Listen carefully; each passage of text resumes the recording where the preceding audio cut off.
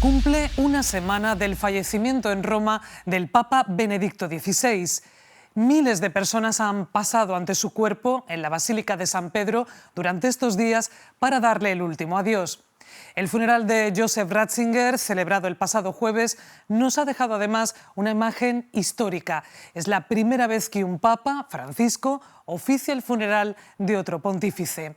Pero ¿quién fue realmente Benedicto XVI y cuáles fueron los motivos que le llevaron a renunciar al ejercicio del pontificado hace ahora 10 años? Su huella quedará enmarcada en unos zapatos rojos, una tradición que recuperó junto con sombreros y vestimenta que le unían a otros tiempos de papado, como la posibilidad de oficiar la misa en latín o la costumbre de dirigirse a la Curia Vaticana en esa lengua. Visibilique unitate omnium Christi discipulorum. Pero detrás de esta imagen, ¿quién era Joseph Ratzinger y cómo era Benedicto XVI?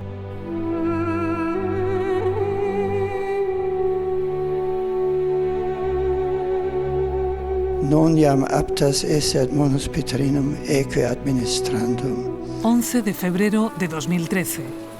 A sus 85 años y sin haber cumplido 8 de papado, Benedicto XVI anuncia sorpresivamente que lo deja, que renuncia a seguir liderando la Iglesia Católica.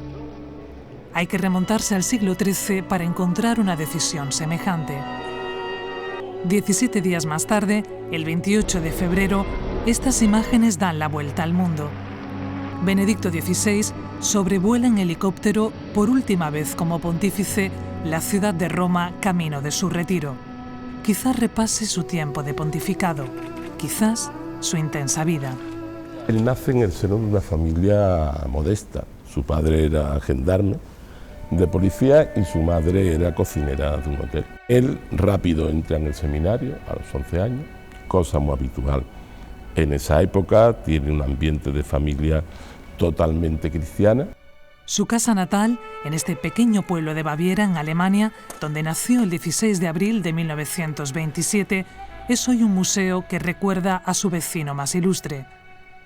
Siendo seminarista, estalla la Segunda Guerra Mundial y de esta época data el pasaje más oscuro de su biografía, la afiliación a las juventudes hitlerianas.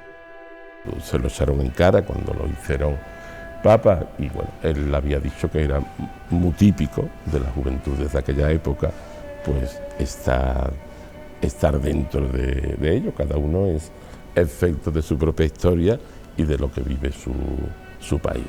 Terminada la guerra, es ordenado sacerdote en 1951 y continúa su formación teológica en la que se vuelca, primero como alumno y después como profesor y catedrático en las universidades alemanas de Bonn, Münster y Tubinga. Hay un libro que me parece muy central en su teología que él escribe antes de ser papa, que es la Introducción al Cristianismo. Y en este libro pues realmente él presenta toda una síntesis de la fe con un lenguaje muy accesible, pero al mismo tiempo, ¿no?, con claves del todo originales. Su tema principal es la razón, la fe, y no ha dejado de serlo nunca. Y él ver cómo las normas tienen que ser, adaptarse a la razón, y que la ley, si es irracional, no es ley. El prestigio de Ratzinger hace que el cardenal de Colonia lo llame como asesor para el Concilio Vaticano II, en el que forma parte del grupo de los teólogos progresistas. Una postura con la que resultará difícil identificarle en el futuro. Hay una fecha clave para entender esa evolución: las revueltas del mayo del 68. El hombre no le asimiló nunca ese tipo de cosas, incluso diciendo cosas que no son reales. La pederastia no viene del mayo francés. La pederastia estaba en la Iglesia desde hacía mucho tiempo. Nombrado arzobispo de Múnich y Frisinga en 1977 y poco después cardenal, la llegada de Juan Pablo II va a ser decisiva. Se convierte en su mano derecha. El Papa Wojtyła lo nombra en 1981 prefecto de la Congregación para la Doctrina de la Fe, el relevo a la antigua Inquisición.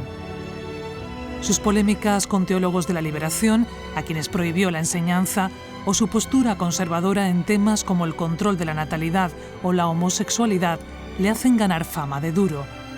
Pero es en esta época también cuando elabora lo que considera su gran trabajo eclesial, la redacción del Nuevo Catecismo. También cuando empieza a abordar la solución de un tema muy espinoso para la Iglesia. El tema de los abusos fue el primero, en mi opinión, que dio pasos muy significativos para cortar esa práctica deleznable que tanto mal ha causado internamente y también en la imagen de la Iglesia ante la gente. Anche noi chiediamo insistentemente perdono a Dio. Durante años fue una praxis en la Iglesia, en las diócesis, el que los obispos ante estos casos actuaran pues normalmente instando al sacerdote que estaba en esa situación a que pidiera la reducción al estado laical y habitualmente que se fuera a vivir a otro lugar, y él es el que insta a que hay que dar una solución a estos casos y la solución tiene que pasar por el derecho. 8 de abril de 2005. Un emocionado Ratzinger preside, en su calidad de decano del Colegio Cardenalicio, los funerales por Juan Pablo II. Solo 11 días más tarde, fumata blanca. A sus 78 años y después de 2 votaciones, sin grandes sorpresas, aparece en el balcón de la Basílica de San Pedro ya como Benedicto XVI. Había que sanear las finanzas de la Santa Sede, solucionar la ficción jurídica del Estado Vaticano dentro del nuevo marco económico internacional, y eso lo empieza a dejar él señalado y es de las primeras decisiones, de las primeras que después tomará el Papa Francisco. Hay un documento importantísimo de Deus Caritas Est, Dios es amor, que de alguna manera es hoy casi un documento constitucional para Cáritas, porque hizo una reflexión sobre el ejercicio de la acción social dentro de la Iglesia y el papel que una organización como la nuestra puede prestar. Un papa conocedor de la tradición musical y el mismo músico, un papa, o sea, con una inquietud intelectual y con un perfil de sabiduría que difícilmente puede ser reducido, ¿no? Yo creo que no se abordó a fondo la cuestión de la sinodalidad en la Iglesia. ¿Qué significa eso? Una Iglesia que no solamente se gobierna desde la centralización de la Curia Romana, sino también en la que participan en su gobierno las iglesias locales. Entonces yo creo que eso, desde mi punto de vista, fue algo que no estuvo muy presente en el pontificado de Benedicto, que tenía quizá una concepción, podríamos decir, más central, más romana. Esta es una institución insustituible según los planes de Dios. 3 veces visita España durante su pontificado, la última a Madrid para la Jornada Mundial de la Juventud y que incluyó un encuentro con religiosas y profesorado en el Escorial, en el que estuvo Aurora. De una persona abrumada porque éramos españoles, esos chillillos, por muy togados y todos que estábamos togados, pero saltábamos por encima de las sillas. Eso me imagino que por un alemán debe ser un poco traumático. Nos decía eso, que no teníamos que tener miedo a investigar, porque no hay nada que podamos encontrar que vaya en contra. Si es la verdad, nunca va a ir en contra de la razón y de la fe. Hay una curiosidad, además, que vincula la obra de Benedicto XVI con nuestro país y, en concreto, con Andalucía. En su libro La infancia de Jesús, señala Tartesos el reino que los historiadores sitúan entre Huelva, Cádiz y Sevilla como la tierra de origen de los Reyes Magos. Hay una lectura muy interesante, ¿no? Una interpretación de un salmo en el que se dice que los reyes que llegan de Tarsis vienen a adorar al Señor, ¿no? O sea que de alguna manera en Benedicto XVI la escritura sagrada explica siempre. Son capítulos de un papado breve, pero de una larga historia vinculada a la jerarquía eclesial. Aún hoy, muchos se preguntan qué pesó más en su renuncia. Cuando escribe el libro Luz del Mundo, ya habla de renuncia. El libro se publica en 2010, con lo cual imaginar que sería un año antes o así. La situación física suya pues estaba provocada por los años, pero estaba también incrementada por los problemas y sobre todo lo psicológico.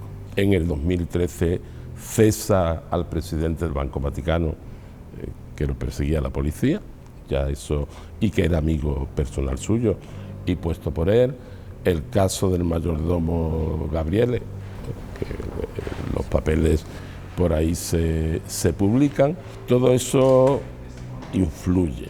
Yo creo que influye bastante es el proceso secularizador del mundo, que es imparable. Escándalos como el Batileaks, la Banca Vaticana o cuestión de edad. La realidad es que dos papas, uno emérito y otro en ejercicio, convivieron en suelo vaticano. Papa Francisco es muy valorado por gran parte de la población, pero ha habido otra parte de la población católica más tradicional que le ha hecho raya y han ido a quejarse a él y ha dicho el Papa no soy yo. Para todos, el gran teólogo. Para algunos, el implacable prefecto de la doctrina de la fe. Padre e Figlio e Spirito Santo. Sin duda, la mano derecha de Juan Pablo II y quien tuvo que afrontar problemas de calado en la Iglesia. Para la historia, el Papa que consiguió dejar de serlo. Misteriorum tuorum dispensator in terris, per Christum Dominum